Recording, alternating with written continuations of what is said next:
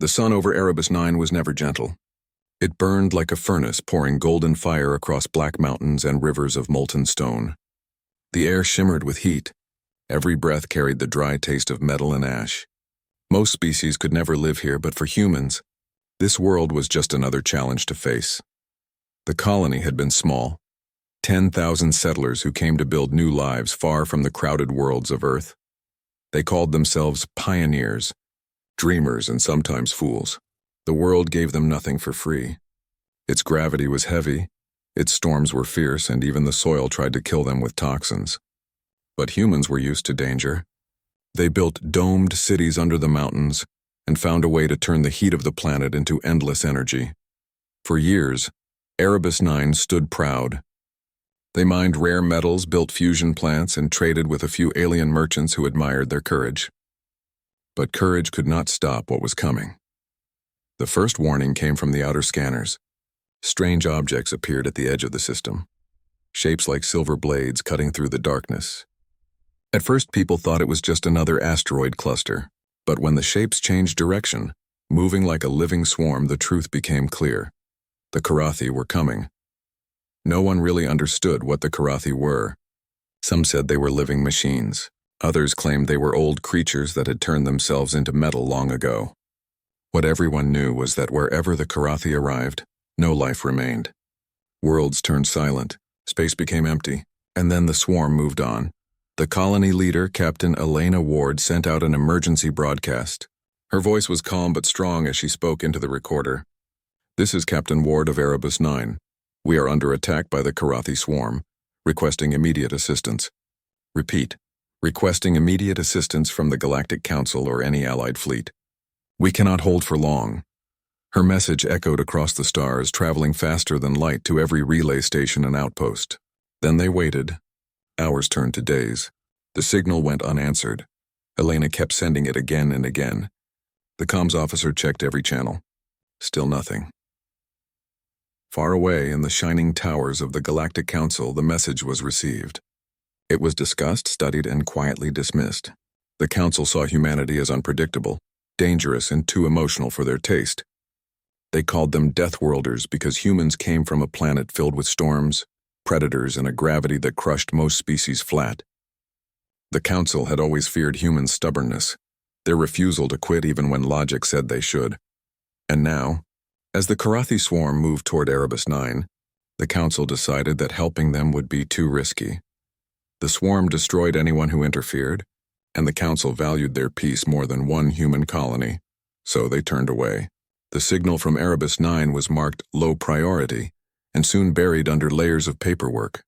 Back on the planet, no one knew. The people of Erebus 9 believed help was coming. They armed every drone, every mining robot, every ship. Children were sent into deep shelters carved in the rock. The sound of alarms filled the tunnels. In the command center, Captain Ward stood over a holographic map, watching the swarm draw closer with each passing hour. When the first wave arrived, the sky turned black. The Karathi descended like a storm. Their ships were not ships at all, but living metal, twisting and reshaping as they fell through the atmosphere. The colony's defense cannons fired until the barrels melted. Energy shields cracked under the pressure. The swarm moved like a single creature, endless and silent.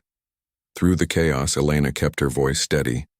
"Sector 5, fall back. Shield generators to full power. Keep the children moving to shelter tunnels." Every minute they survived felt like a small victory. The colonists fought with whatever they had. Drones, mining lasers, even refitted cargo ships. But the Karathi were endless. Within hours, the skies were filled with falling fire. The colony's main city, Haven Crater, began to break apart. At last, the communications officer looked up with tears in his eyes. "Captain." No one is answering. Elena didn't respond at first. She only stared at the blinking screen, where her message played in a loop, requesting immediate assistance. "This is Erebus 9. We are under attack." After a long silence, she spoke softly. "Then we stop asking." She ordered the last surviving ships to retreat underground into the old mining tunnels. Hundreds of colonists followed, carrying what they could. As the world above burned, the survivors disappeared into the heart of the planet, where the Karathi sensors could not find them. For weeks, they hid. The tunnels shook with distant explosions. The air grew thin. Food ran short, but somehow the humans endured. They recycled air through algae tanks, melted metal for tools, and used the heat from the planet's core to keep power alive. They were tired, scarred, and angry, but they were still alive.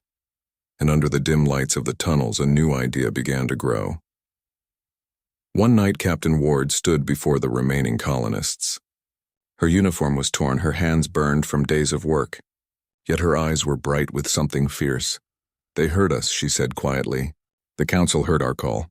They just chose not to answer." A murmur went through the crowd. Some looked away in disbelief. Others clenched their fists. Elena continued. "We asked for help and they turned their backs. But we are human. We do not wait for rescue. We make our own.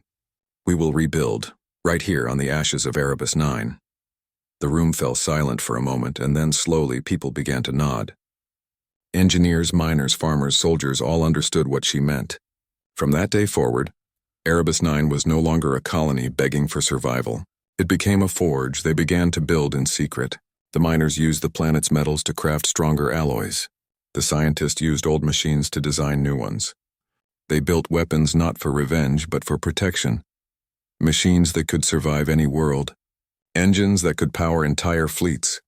And armor that could turn a fragile human into a walking fortress. The heat and gravity of Erebus 9, which once tried to kill them, now became their greatest advantage. Their bodies adapted to the pressure, their minds sharpened by hardship. They became stronger than any world-born species the galaxy had ever seen. Years passed. The Karathi swarm left, finding no life on the surface. The galaxy assumed Erebus 9 was gone forever. The Council erased its name from their maps. But deep below the surface, the heartbeat of humanity continued. Every generation remembered the silence of the stars. Every child learned the story of the unanswered SOS. And every adult carried the same promise. We will never be ignored again. Captain Ward grew older, but her spirit never dimmed. She trained new leaders, engineers, and pilots. She told them that humanity's strength was not its weapons or technology, but its will. The will to stand again. No matter how many times they were struck down, and when the first new ship rose from the underground docks, built from the iron of Erebus 9 itself, it bore a single name on its hull. Silence Breaker. Elena watched it rise through the cracks in the planet's crust, its engines glowing like stars against the black sky. In that moment, she smiled for the first time in years. The message she had sent long ago no longer mattered. They didn't need help anymore. They had become something the galaxy could never forget. As the ship vanished into orbit, the captain whispered to herself, "We called for help once. Now we will teach them why Deathworlders never stop fighting to live." And so, in the quiet depths of a burned world, a new kind of humanity was born, stronger, wiser, and waiting for the day they would return to the stars. 10 years had passed since the fall of Erebus 9. The rest of the galaxy had moved on. The Galactic Council, seated in their shining towers above the peaceful world of Lyra Prime, spoke proudly of a century of stability. The Karathi swarm had retreated into the dark regions of space, and most believed the danger was over. But whispers began to spread. At first, they were small stories and too strange to believe. A Karathi hive world found silent. Entire fleets of the swarm gone missing. Trading ships passing through old war zones saw new signals on their scanners. Human signals. The Council ignored it, just as they had ignored that first SOS from Erebus 9. But the silence of the Karathi kept growing. And soon even the proud councilors began to feel unease. Something was happening in the dark. Then one day the reports came faster than they could deny them. The Karathi swarm, the terror of half the galaxy, was being destroyed. Not by another swarm, not by natural disasters, but by humans, by the ones they had left to die. The council gathered in their grand chamber, its glass walls overlooking the clouds. The atmosphere was tense. Councillor Vathar of the Solari species spoke first. His voice trembled. How can this be? The humans were wiped out on Erebus 9. Councillor Mara of the Andra leaned forward, tapping the screen before him. Surveillance confirms it. The transmissions match old human codes. The Deathworlders have returned, and they are not the same as before. At that moment, every light in the chamber flickered. A message appeared on the central screen. Simple, cold, and clear. Transmission origin, unknown human source. We remember the silence. Then the signal vanished. The council went into panic. Fleets were ordered to prepare. Ambassadors rushed to make contact and scientists searched for explanations. But there was no response. The humans stayed hidden, their movements like shadows across the stars, until the day they arrived. It began with a storm in space, not lightning or thunder, but a wave of energy that rippled through hyperspace itself. Ships across a dozen systems dropped out of faster-than-light travel, their sensors blinded by interference. Then, out of the distortion, a fleet appeared. They called it the Erebus Armada. Hundreds of ships, each built from dark metal that shimmered like volcanic glass. Their engines burned blue-white, leaving trails of light like comets. Every ship was different, some long and sharp, others shaped for heavy defense. They were not designed by one factory or planet. They were the creation of survivors, built in the forges of a death world. At the center of the fleet was a single massive vessel, the Erebus Spear. It was said to be the first ship launched from beneath the surface of Erebus 9. Grown and rebuilt countless times, its hull bore the marks of heat and age, but it radiated power and purpose. On its bridge stood Admiral Elena Ward. Her hair had turned silver, but her eyes were as sharp as ever. She watched the stars through the glass of her command deck, the reflection of her fleet glowing across her face. "Signal ready?" she asked. "Yes, Admiral," her officer replied. Elena nodded slowly, then let them hear us. Across the galaxy, every communication network lit up. Civilian channels, military bands, even the Council's private frequencies, all carried the same message, spoken in the calm, steady voice of Elena Ward. "To the Galactic Council, and to all who call this galaxy home, you heard our cry once and chose silence. You watched as we were left to die. But humanity does not beg for survival, no, we build it. We have seen the face of extinction, and we have learned how to survive it. Now we bring that strength not for conquest, but for remembrance. The swarm that once destroyed us is gone. We ended it. And we have come to make sure no world ever faces what we faced again." Her voice was calm, not angry. There was no shout, no threat, only truth, simple and powerful. The Council's fleets gathered nervously at the edge of their territory. They had no idea what the humans intended, but the Deathworlders did not attack. Instead, they began their work. Human ships entered old war zones, cleaning radiation, restoring ruined stations, and rescuing survivors who had been trapped for years. Where the swarm had left ruin, the humans left beacons of light and rebuilding. Still, the Council could not forget what they had done, or what they had failed to do. They sent emissaries to speak with the humans, hoping to understand their plans.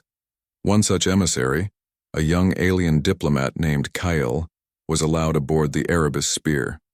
He had never seen humans up close before. They were taller than he expected, their movements strong but graceful, their eyes filled with quiet focus. Admiral Ward met him in a bright, clean chamber filled with soft light. "Why do you come now?" Kyle asked her. "After all this time?" Elena studied him for a long moment. "Because silence can be louder than any weapon. And because we don't want another world to suffer what we did." Kyle hesitated. "Many believe you will take revenge on the Council." Elena's voice softened. "Revenge? No, what would that change? We came to remind them, and ourselves, that we are not victims. We are builders, explorers, survivors. If they cannot see that, then their fear will destroy them before we ever could." Kyle nodded slowly, understanding dawning in his eyes. "You do not come to destroy." "We come," Elena said, "to teach." Over the next months, the Erebus Armada spread through the galaxy. They shared technology that made energy cleaner, ships faster, and colonies safer. They taught old enemies how to work together against the dangers of the void. And they reminded everyone, even the Council, what courage looked like. The legend of the Deathworlders grew. Children across alien worlds began to dream of visiting Earth one day, to see the place where humans learned to survive storms, hunger, and pain, not through strength alone, but through heart. Still, not everyone accepted the new order. Some Council members feared humanity's growing influence. They whispered that the Deathworlders would one day rise again, not as saviors, but as conquerors. Elena knew these fears would come. She had expected them. But she also knew that the only way to change fear was through action, not words. So she ordered a final broadcast. Not a speech, not a threat, but a gift. Across the stars, a familiar sound began to play, the same SOS message from long ago. "This is Captain Ward of Erebus 9. We are under attack. Requesting immediate assistance." The counselors froze as they heard the old words echo through their halls. But this time the message did not end there. A new voice followed, the voice of a child. "We are safe now. The Deathworlders stand with us. No one is alone." Silence filled the chamber. No one spoke. For the first time, the council understood what humanity had become. Not a threat, not a force of destruction, but a promise that no cry for help would ever go unanswered again. Back aboard the Erebus Spear, Admiral Ward stood on the observation deck, watching the stars drift past. Around her crew worked quietly, each of them a survivor or the child of one. "Do you think they'll listen this time?" one of her officers asked. Elena smiled faintly. "They already have." Outside, the human fleet moved through the darkness like a constellation of living stars. Their mission was not conquest, but protection. Their journey was not over. It was just beginning. For the first time in centuries, the galaxy felt different. The worlds once divided by fear now shared something new. Hope. And wherever that hope flickered, a human ship was never far away, carrying the emblem of a burning world reborn, and the words that had defined them since the beginning. "From the silence we rise."